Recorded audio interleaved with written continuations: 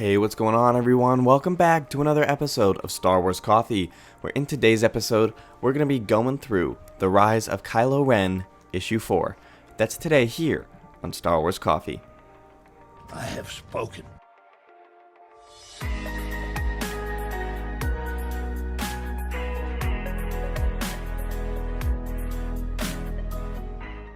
To all of the returning subscribers, but if you're new to the channel and you're just finding Star Wars Coffee for the first time, be sure to always hit that like button, hit that subscribe button, and turn on that notification bell.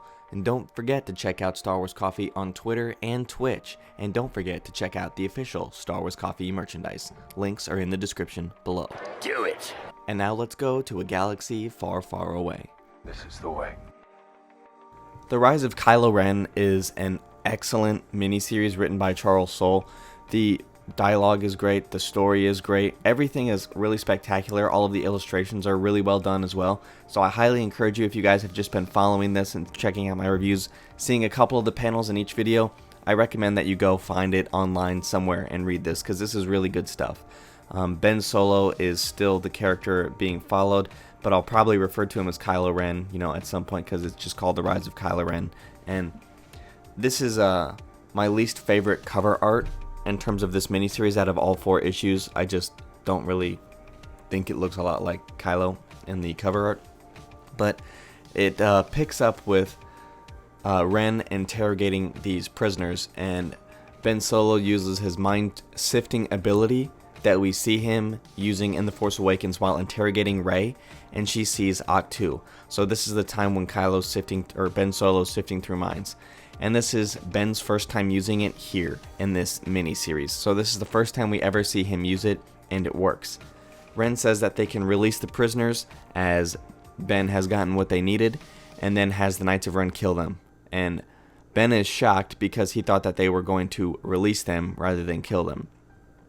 And Snoke is talking in Ben's head, saying that as a result of killing them, this was a fault in the Jedi, as it was an inability to kill is what made them break more easily and what ended up ultimately defeating them, which was, interesting to still see Snoke talk through the head, and I'll explain why when we get a little later. And Ben is clearly still hesitant about killing people, and he listens to Ren and sees the remaining members of Luke's temple, Vo and Tai, have found him and are trying to continue their confrontation that they started with Ben. And interestingly enough, Ben asks how they found him, because I guess he's curious about that rather than just being really angry and going to kill them. Because if you take note, when Obi-Wan found Vader in 4, Vader doesn't really care how he got there. He just is ready to go. So a little interesting that Ben is still interested in things like that, because it still shows that he has a connection to these characters. So he finds Vo and Tai, and Ben says that they're the past when Ren asks who they are, and then he springs into action. And Ben finds out that Tai found him through the Force and their connection. Vo fights Ren herself and says Luke called him a wannabe, which is interesting. Vo, if you remember, is the really pompous one who thinks that she should be the best, only because she believes that she's the most talented and that Ben is just the pupil student because of who he's related to, which doesn't really help the whole inner conflict going on with Ben. And this fight between Ben and Tai is very visually similar, and also very similar in choice of dialogue that we see with Anakin and Obi-Wan in The Rise and Revenge of the Sith. And even the panel art reminds me of Mustafar. The color palette does. It's not Mustafar, obviously there's no lava or anything, it's just kind of like a rock type of cliff ledge thing that we see, rather than just a bunch of lava, a bunch of metal poles just being melted up that they have to continue to sift through. However, at this point, Ben has officially taken the bait that Snoke has set for him and just has kind of laid out over these 4 issues, when he tells Tai that he has no choices and that the Force has tried to trap him. And he's referring to the idea that he's been trapped as Ben Solo. And little does he know that in the end it will be inescapable to escape from who he really is, just as it was for Vader as well. And Ben beats Tai. However, he does not kill him. he listens to what Ty is telling him, but before Ty is able to continue and finish his dialogue and his little monologue, Ren kills him, and Ben decides to say he's not living in the shadow anymore and that he is the shadow, and then tries to take down Ren, which is actually really interesting because Ben has his lightsaber, and then he takes Ty's lightsaber behind his back using the Force, and then starts attacking him. And Ben beats Ren rather easily, with the panel showing that Ren only gets in one point of attack, really, before Ben completely just wallops him into the ground. And this is when Ben realizes that he beats Ren rather easily by diving into his anger completely, and he's fully in his anger. And then we get this really, really great panel where you see Leia sense Ben, you see Snoke putting these thoughts in his head. You know, that part is from the flashback at the very top part of the panel, and then we have Leia sensing that Ben has turned, like for good. And then we see Rey sense Ben on Ahch-To in the point of The Force Awakens when she's just been left on Jakku with Unkar Plutt, and we can see that from her vision as a kid. And Rey says, cold. Do you feel that too? Type of line to show and illustrate their dyad with the Force is already been linked together. So this is already a dyad. This wasn't something that happened when Snoke bridged their minds. That was just a piece of it to continue to embrace it. Because if you recall, in The Rise of Skywalker, Palpatine didn't know that they were a dyad until he was able to take it and reinvigorate himself from it and replenish his flesh as a result. So Leia and Rey sense Ben. Although Rey is just a girl on Ahch-To, we also see Palpatine in the bottom of the panel, which is excellent, orchestrating the show. So we really see it come to full circle as a trilogy, and Charles Soule did a really good job of actually trying to tie these 3 movies together in that way. And he ties them together by really showing that Palpatine is the puppet master of the entire thing.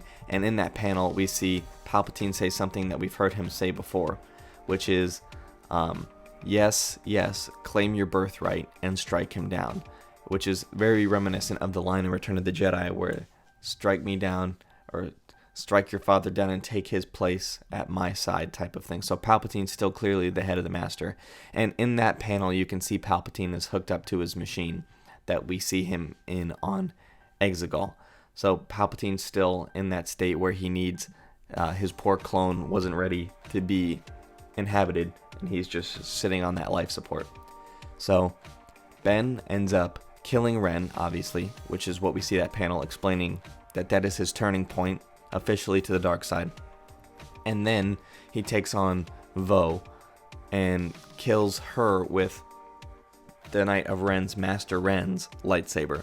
And then the Knights of Ren realize that Ben Solo was able to kill Ren and is now their master.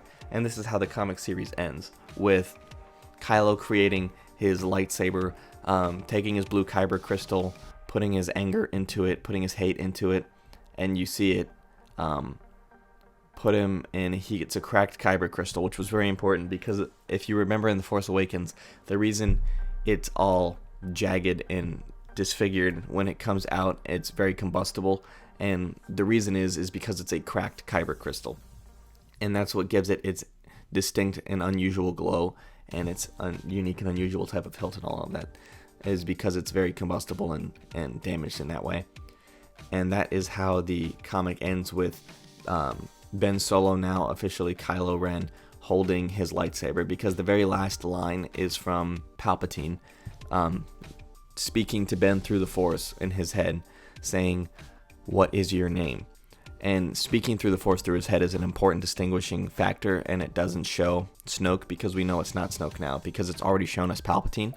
And the reason that it did this is because when Kylo finds Palpatine on Exegol and arrives on Exegol, you see Kylo walk through, and Palpatine is telling him, "I have been every voice you have ever heard inside your head," and that is why he's saying, "What is your name?" Through his head. It's just to reinforce that point that Palpatine has always been the ultimate puppet master through this entire comic series.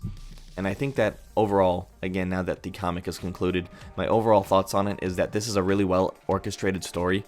Not a lot of Luke in it, obviously, because it's the rise of Kylo Ren. So we get Luke in a couple issues for very brief points, but it's a really, really well done comic series, and especially good at focusing on Kylo Ren. And though it's a comic and you don't get as many lines of dialogue and words as you would if it was a novel, you clearly understand why Kylo was falling to the dark side, and you can see the deceit that was placed upon him and orchestrated with him, just like it was with Anakin in the prequel trilogy. And I think it's just really well done, so I highly encourage you guys to go check it out. Thank you guys for watching. May God bless you, and the Force be with you.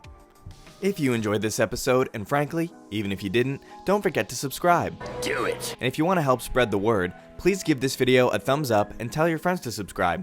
Please check out the official Star Wars Coffee merchandise, and don't forget to check out all of the content playlists on this channel, including The Rise of Skywalker, The Mandalorian, and much more.